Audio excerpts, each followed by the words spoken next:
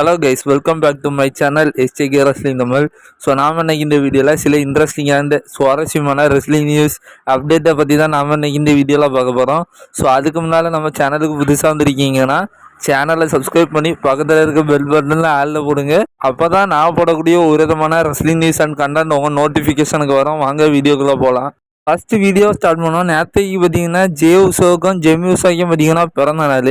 So ஆனால் நம்ம real play இருக்கிறாங்களா, ஸோ அவங்க ஜே உசாய்க்கு மட்டும் ஹாப்பி பர்த்டேன்னு சொல்லி ஸ்டோரி போட்டுக்கிறாங்க. ஸோ இவங்க வேற ஒரு சைடில் நம்மளுக்கு அந்த லவ் ஸ்டோரியை வேற இழுத்து விட்டுட்டு இருக்கிறானுங்க. ஸோ பார்ப்போம் இந்த மாதிரி போகுதுன்னு.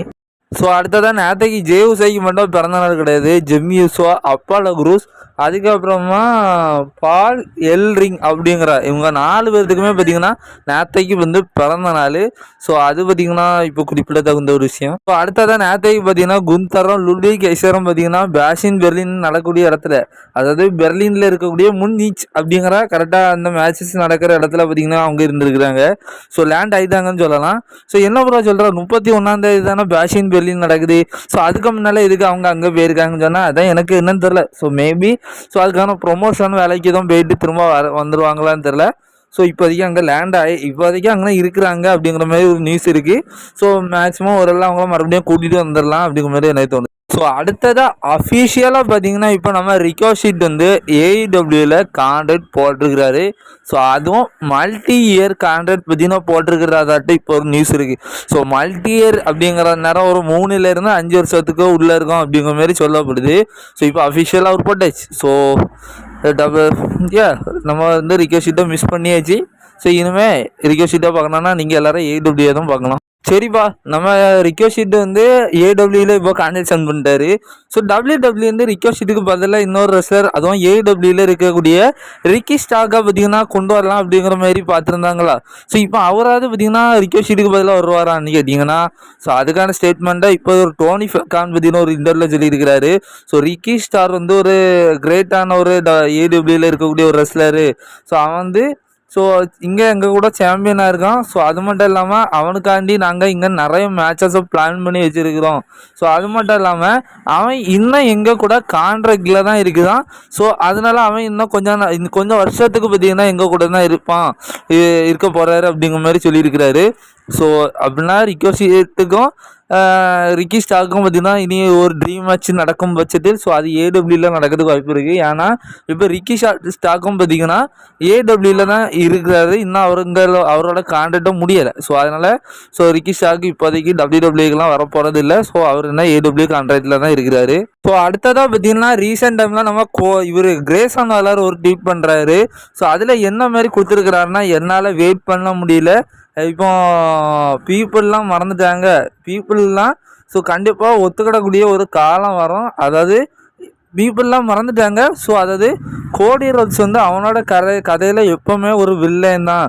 ஸோ அதை பார்த்திங்கன்னா மக்கள் கூடிய சீக்கிரம் தெரிஞ்சுக்கிடுவாங்க அப்படிங்கிற மாதிரி சொல்லியிருக்கிறாரு. ஸோ அதாவது கிரேசன் வாலர், அதாவது நம்ம கோடி ரோட்ஸ் எல்லாம் இதுக்கு முன்னெல்லாம் ஹீலாக இருந்தவர் தான். ஸோ இப்போ கூட அவர் ஹீலாக இருந்தால் நல்லா தான் இருக்கும். ஃபேஸ் டர்ன் எனக்கு என்னமோ அவர் ஃபஸ்ட்டு சிம்பதியாக இருக்க நேரம் ஓரளவு ஒர்க் அவுட் ஆச்சு. ஆனால் அவர் சாம்பியன் ஆனதுக்கப்புறமா டிஃபெண்டிங் வைஸ் பார்த்திங்கன்னா கொஞ்சம் நல்லா இல்லாத மாதிரி தான் இருக்குது. ஸோ அதுக்கு தான் நிறைய பேர் பார்த்திங்கன்னா அந்த ஹோம் லேண்டர் அப்படிங்கிற அந்த இல்லை ஒரு வில்லனை பார்க்கணும் கோடி ரோட்ஸ் அப்படிங்கிற மாதிரி நிறைய ஃபேன்ஸ் பார்த்திங்கன்னா அவ்வளோன்னு காத்து கொண்டு இருக்கிறார்கள். ஸோ அதுதான் கிரேசன் வாலரும் போட்டுக்கிறாரு. ஸோ இப்போ என்னால் வெயிட் பண்ண முடியல, பீப்புளெலாம் கொஞ்சம் நல்லா ஒத்துக்கிடுவாங்க, மக்கள்லாம் கொஞ்சம் நல்லா ஒத்துக்கிடக்கூடிய ஒரு காலம் வரும். ஸோ ஏன்னா மக்கள்லாம் மறந்துட்டாங்க, கோடி ரோட்ஸ் அவனோட கதையில் எப்போவுமே ஒரு வில்லன் தான் அப்படிங்கிற மாதிரி சொல்லியிருக்கிறாரு. ஸோ நீங்கள் எத்தனை பேர் கோடி ரோட்ஸ்க்கான வில்லத்தனத்துக்காக வெயிட் பண்ணுறீங்க சொல்லி கமெண்டில் தட்டி விடுங்க. ஸோ அடுத்ததாக நம்மளோட லிவ் மார்கன் பார்த்திங்கன்னா ஒரு ட்வீட் போடுறாங்க. அதாவது 2005 அந்த காலகட்டத்தில் ரே மிஸ்டீரியோக்கும் எடி குரோவர் வரைக்கும் பார்த்திங்கன்னா ஒரு மேட்ச் நடக்கிற நேரம் நம்ம டாமினிக் மிஸ்டீரியோ குழந்தையாக இருக்கிற நேரம் அவர் சில அப்பியரன்ஸ் எல்லாம் கொடுத்துருப்பாரு. அந்த ஸ்டோரியே மேக்ஸிமம் நம்ம டாமினிக் மிஸ்டீரியோ வச்சு தான் போயிருக்கோம். ஸோ அப்போ பார்த்திங்கன்னா அந்த குழந்தையாக இருப்பார்ல, ஸோ அந்த ஒரு பிக்கையும் ஷேர் பண்ணி ஸோ இப்போ டாமினிக் என்னோட டேடி டாம் எவ்வளோ தூரம் வளர்ந்துட்டான், ஸோ அது மட்டும் இல்லாமல் அவனை மாரி ஒரு கிரேட்டஸ்டான மிஸ்டீரியோ இப்போதைக்கு எங்கெங்கே யாராலையும் இருக்க முடியாது அப்படிங்கிற மாதிரி நம்மளுடைய லிவ் மார்கன் வந்து ஷேர் பண்ணியிருக்கிறாங்க. ஸோ என்னத்த சொல்லாது, டாமினிக்கு ஸோ அடுத்ததாக ரீசெண்ட் டைமில் நம்மளுடைய ரே மிஸ்டிரியோ வந்து ஒரு இன்டர்வியூவில் கலந்துருக்கிறாரு. ஸோ அதில் அவர் மகனை பார்த்திங்கன்னா வேறு லெவலில் அவர் பாராட்டியிருக்கிறாரு. முக்கியமாக அவரோட கேரக்டரில் இருந்து வெளியிருந்திருக்கிறாரு. அதாவது ரே மிஸ்டிரியோவை பொறுத்த வரைக்கும் இப்போதைக்கு WWE ஸோ அப்பா மகனும் பார்த்திங்கன்னா பயங்கரமான ஒரு பகையாளி மாதிரி தான் இருக்கிறாங்க. ஸோ ஆனால் ரியல் லைஃப்பில் பார்த்திங்கன்னா WWE ரெஸ்லர்ஸ் அவ்வளோ அந்த ஒரு கேரக்டரை பிரேக் பண்ணக்கூடாது. ஆனால் இவர் எமோஷ்னலாக பார்த்திங்கன்னா அதை சொல்லியிருக்கிறாரு. அதாவது என்னோட மகன் எப்போவுமே என்னோட ஹார்ட்டில் தான் இருக்கிறான். ஸோ என்னோட மகனை பொறுத்த வரைக்கும் அவனுக்கு ஒரு கிரேட்டஸ்டான ஒரு ரெஸ்லிங் ஃபியூச்சர் இது. ஸோ அதனால் ஃப்யூச்சரில் கண்டிப்பாக அவன் அப்பாவோட மேலே பார்த்திங்கன்னா ஒரு பிக்கஸ்ட் ஸ்டாராக வருவான். ஸோ அதுவும் ரே மிஸ்டீரியோவை விடையும் ஒரு மிகப்பெரிய ஒரு ரெஸ்லராக வருவான் அப்படிங்கிற மாதிரி நம்ம இந்த ரே மிஸ்டீரியோ ஷேர் பண்ணியிருக்கிறாரு. ஸோ ஒரு அப்பா மகன் பாஸ் ஆனால் அந்த லெவலுக்கு பார்த்திங்கன்னா கண்டிப்பாக இருக்கணும். ஸோ அதாவது நம்மளுடைய நேற்றைக்கு பார்த்த வீடியோவில் சொல்லியிருந்தேன், நான் வந்து ராண்டா ரூசிக்கும் வின்ஸ் மெக்மேனுக்கும் இருந்த ஒரு கான்ட்ரவர்சியலை பற்றி. ஸோ அதையும் பார்த்துக்கோங்க. ஸோ இப்போ இன்னொரு விஷயம் தெரிய வந்திருக்கு. ஸோ அதாவது அவங்க என்ன சொல்லியிருக்கிறாங்கன்னா, இது எனக்கு தெரிய வர்றது வரைக்கும் நான் WWE போகணுன்ட்டு நான் நினச்சி கூட பார்க்கல.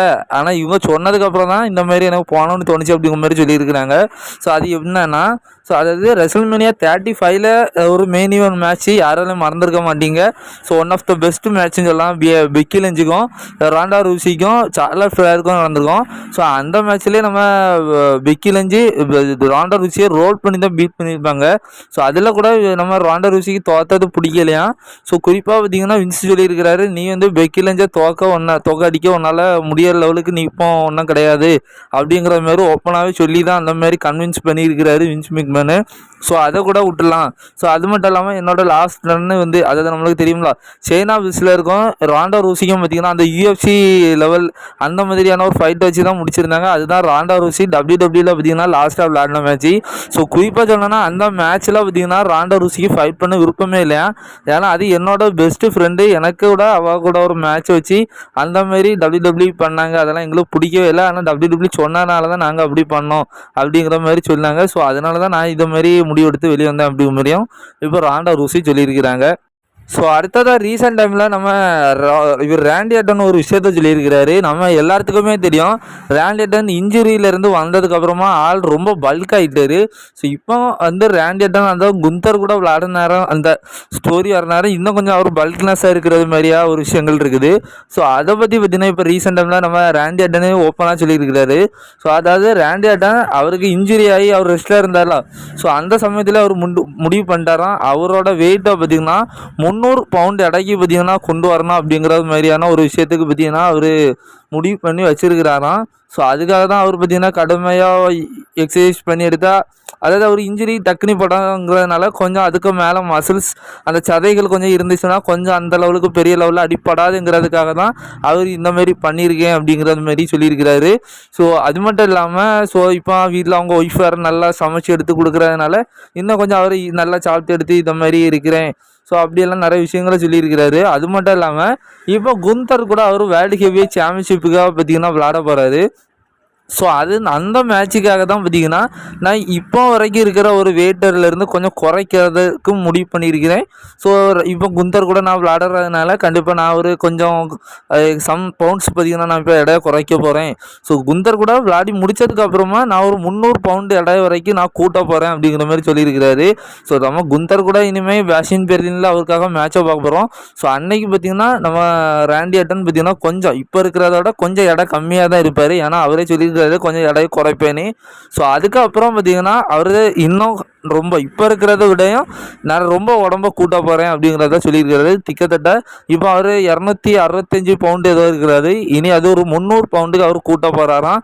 ஸோ அதுக்கான காரணம் அவரோட அந்த இன்ஜுரி இருக்குல்ல, ஸோ அது அந்த இன்ஜுரிக்கு மேலே அந்த அடி மீண்டும் எலும்பில் படாமல் இருக்கிறதுக்காக தான் அவர் அந்த வெயிட்டை கூட்டியாச்சுன்னா கொஞ்சம் மசில்ஸ் அது பேலன்ஸ் பண்ணிட்டோம், அதுக்காக தான் கூட்டிகிட்டு இருக்கிறேன் அப்படிங்கிற மாதிரி சொல்லியிருக்கிறாரு. அடுத்தது என்னது நம்ம அண்டர்டேக்கர் வந்து பேஷின் பெர்லினுக்கு வர போகிறாரானா. ஸோ இப்போதைக்கு ரேண்டட்டன் ஒரு போக்கட்ஸில் கலந்துருக்கிறாரு. ஸோ அதில் நீங்கள் வந்து பேஷிங் பெர்லினில் எதுவும் இருப்பீங்களா? அதாவது நம்ம சம் அப்பியரன்ஸ் கொடுப்பார்ல, ரசல் மினியாலெலாம் பார்த்தீங்கன்னா சோக்ஸ்லாம்லாம் போட்டுட்டு போனார். ஸோ இந்தமாரி எதுவும் அப்பியரன்ஸ் கொடுப்பீங்களான்னதுக்கு ஸோ அதுக்கு பாசிட்டிவாக நம்ம அண்டர்டேக்கர் பதில் சொல்லியிருக்கிறாரு. அது எந்த மாதிரி சொல்லியிருக்கிறாரு அப்படிங்கிற ஒரு விஷயம் தெரிய வரல. பட் பார்த்தீங்கன்னா அதுக்கு ஒரு பாசிட்டிவாக கொடுத்துருக்கிறாரு. ஸோ அதாவது ஒரு சர்ப்ரைஸாக ஒரு ஹோஸ்டாக இருப்பார் அப்படிங்கிற மாதிரி சொல்லப்படுது. ஸோ அப்படி பார்த்தா நம்ம அண்டர்டேக்கர் எந்த மேட்ச்சுக்கு உள்ளே வருவார், ஸோ அவர் எந்த மேட்ச்சுக்குள்ளே வந்தால் நல்லாயிருக்கும் அப்படிங்கிறது நம்மளுக்கு சரியாக தெரில. ஸோ இப்போதைக்கு மேபி ஒருவேளை அதாவது ஒரு 100க்கு ஒரு 20% பார்த்தீங்கன்னா அண்டர்டேக்கர் பேஷிங் பெர்லினுக்கு வர்றதுக்கு வாய்ப்பு இருக்குது அப்படிங்கிற மாதிரி இப்போதைக்கு ஒரு விஷயம் தெரிய வந்திருக்கு. ஸோ அடுத்ததாக ரோமன் ரெயின்ஸும் பால் ஹெமனும் இனி இதுக்கப்புறம் எப்போ ப்ரோ டிவியில் வருவாங்க அப்படின்னா, ஸோ இப்போ அது வரைக்கும் எந்த ஒரு க்ளூவுமே இல்லை. பட் அமெரிக்காவில் இருக்கக்கூடிய ஃபேன்ஸுகளுக்கு பார்த்திங்கன்னா ஒரு விஷயம் தெரிய வந்திருக்கு. அதாவது அமெரிக்காவில் ப்ளூம்பெர்க் லைவ் அப்படின்ட்டு ஏதோ ஒரு டிவி சேனல் நடக்குது. ஸோ அந்த ஒரு இன்டர்வியூ, அதாவது அந்த ப்ரோட்காஸ்ட்டில் பார்த்திங்கன்னா அஃபிஷியலாக பார்த்திங்கன்னா விளம்பரம் பண்ணிட்டாங்க. ரோமன் ரெயின்ஸும் பால் ஹெமனும் பார்த்திங்கன்னா கலந்துக்கிடுவாங்க அப்படிங்கிற மாதிரி இப்போ பார்த்திங்கன்னா ஒரு நியூஸ் வந்துருக்கு. ஸோ அது நம்மளுக்கு பெருசாக பார்க்க போகிறது இல்லை.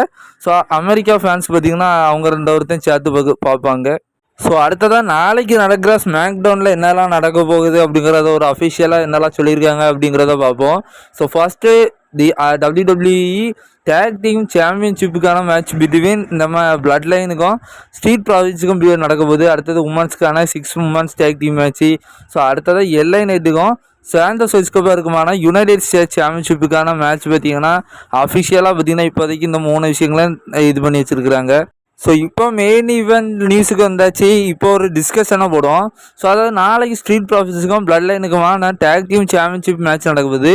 ஸோ அதாவது கொஞ்சம் நினச்சி பாருங்களேன், நம்ம ரோமன் ரெயின்ஸோ போன வாரம் பயங்கரமாக அட்டாக் பண்ணிட்டு போட்டாங்க. ஸோ உடனே நம்ம சொன்னோம் இனி ரீயூனியனோட ஸ்டெப் ஆரம்பிச்சிருச்சு, இனி எல்லாரும் ரோமனுக்கு உதவி பண்ண வந்துடுவாங்க இனி. ஸோ இந்த வாரம் பார்த்திங்கன்னா டேக் டீம் சாம்பியன்ஷிப்புக்கான மேட்ச்சு. ஸோ இதில் ரோமன் ரெயின்ஸ் வர வாய்ப்பு இருக்கானா? எனக்கு தெரிஞ்சு வாய்ப்பு இல்லை. ஏன்னா போன வாரம் அட்டாக் பண்ணிட்டு மறுபடியும் வந்தாச்சுன்னா ஸோ அது கொஞ்சம் மரியாதை கொஞ்சம் இதாக இருந்த மாதிரி இருக்கும். ஸோ அதனால் மேபி ஏதோ ஒரு ரிட்டனை எதிர்பார்க்கலாமான்னு தோணுது. ஏன்னா நான் சொல்லியிருக்கேன், இந்த பிளட் லைன் சிவில் வார் இதில் வந்து சாம்பியன்ஷிப், அதாவது இந்த பிளட் லைனோட சாம்பியன்ஷிப்பு தேவையில்லை அப்படின்னு சொல்லி அதுக்கான காரணங்களை நம்ம பல வீடியோகளில் பேசியிருக்கோம். ஸோ அதனால் எனக்கு பார்வைக்கு பார்த்திங்கன்னா ஸோ அந்த ஒரு இது தேவையில்லை. ஸோ அதனால் இப்போ ரோமன் ரெயின்ஸை அட்டாக் பண்ணி போட்டதுனால ஸோ மேபி ஏதோ ஒரு காரணத்துக்காக இந்த பிளட் லைன் துவக்கிறது மாதிரி வைக்கலாம். ஸோ அப்படி வந்துச்சுன்னா ஸோ யார் வருவான்னு கேட்டிங்கன்னா, நம்ம ரொம்ப நாளாக எதிர்பார்த்துருக்கோம். மனித பேங்கில் எதிர்பார்த்தோம். ஸோ சம்மர்ஸ்லாமுக்கு முந்தின ஸ்மாக்டவுனில் எதிர்பார்த்தோம். சம்மர்ஸ்லாமில் எதிர்பார்த்தோம். வேறு யார்? நம்ம ஜெம்மி யூசோ தான். அதுக்கப்புறம் ரோமன் ரெயின்ஸ் இருந்ததுனால ஜெம்மி யூசோ நம்ம மறந்துட்டோம். பட் ஜெம்மி யூசோ தான். ஸோ மேபி அவர் ரிட்டர்ன் வந்து இந்த ஒரு விஷயத்த பண்ணி தோக்க வச்சார் அப்படின்னா இன்னும் கொஞ்சம் நல்லா இருக்கும்னு எனக்கு தோணுது. ஸோ மேபி அந்த மேட்ச்சில் பார்த்திங்கன்னா என்ன நடக்குதுன்னு தெரில. ஸோ வெயிட் பண்ணி பார்ப்போம். ஸோ நாளைக்கான ஸ்மாக்டவுனில் என்ன நடக்குதுன்னு பார்ப்போம். தேங்க்யூ.